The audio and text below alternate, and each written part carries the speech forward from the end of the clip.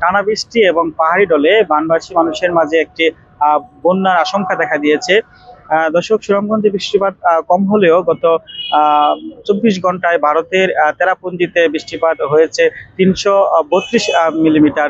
এবং সুনামগঞ্জের পানি উন্নয়ন বোর্ডের তথ্য মতে শনিবার সকাল 9টা থেকে রবিবার 3টা পর্যন্ত সুরমা নদীর পানি বৃদ্ধি পেয়েছে 84 সেন্টিমিটার।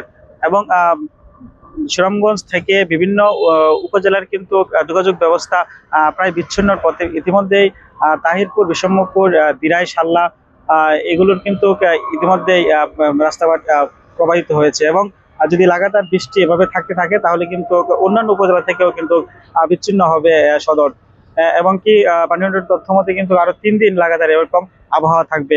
পরিস্থিতি খুবই খারাপ, আমাদের এলাকা বন্যায় পানি বাসায় নিতেছে, আমরা চলাফেরা খুবই একবারে অকার্য। তার নাম হয়েছে গিয়া বিশামপুর উপজেলার 100 মিটার ব্রিজ, এই জায়গাটা করছে। এটা কোন জায়গা? এটা হচ্ছে 100 মিটার, ওই 100 মিটার ব্রিজ, এটা 100 মিটার রাস্তা যায়। এটা কতদিন যাবতীয় অবস্থা? কালকে থেকে। এর আগে কি আর হয়েছিল? ও প্রতি বছরই হয় এভাবে, প্রতি বছরে হয়, আবার চলেও যায়। এই পাহাড়ি দল এসে তখন পানির স্রোত বেশি হয়।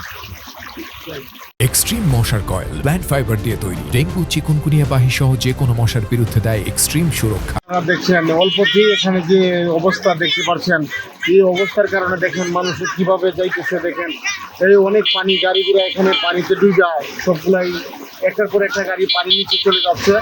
দেখতে পাচ্ছেন এই লাভার 100 মিটার ব্রিজের পূর্ব পাশে, ব্রিজের পূর্ব পাশে উপজেলা সখিয়ারগলা বাজারের পূর্ব পাশে 100 মিটার ব্রিজের পূর্ব পাশে যে এই অবস্থাটা প্রতি বছরই কীভাবে যে ভয়াবহভাবে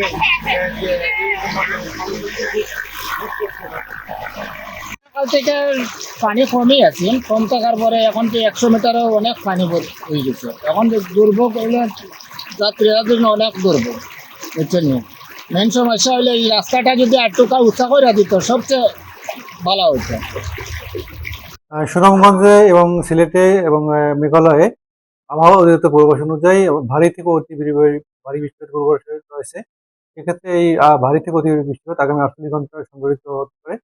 এবং এই ভারী বৃষ্টিপাত হলে সুনামগঞ্জে যে নদ নদী আছে এগুলো পানি বৃদ্ধি পাবে।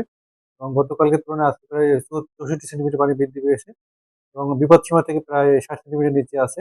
তো এই ভারী বৃষ্টিপাত হলে সুনামগঞ্জের নদ নদীর পানি বিপদসীমার কাছাকাছি চলে যেতে পারে, কোথাও কোথাও বিপদসীমা স্পর্শ করতে পারে। সেক্ষেত্রে আমাদের সুনামগঞ্জে যে নিম্নাঞ্চল রয়েছে সেগুলো সাময়িকভাবে প্লাবিত হতে পারে। বন্যার পরিস্থিতি কি সৃষ্টি হওয়ার কোনো সম্ভাবনা? বন্যা পরিস্থিতি এখন পর্যন্ত সৃষ্টি হওয়ার সম্ভাবনা দেখতেছি না যে বন্যা পরিস্থিতি সৃষ্টি হবে। তবে যেহেতু বিপদসীমা কাছাকাছি চলে যেতে পারে, সেক্ষেত্রে বন্যা পরিস্থিতির মতো দেখা যেতে পারে।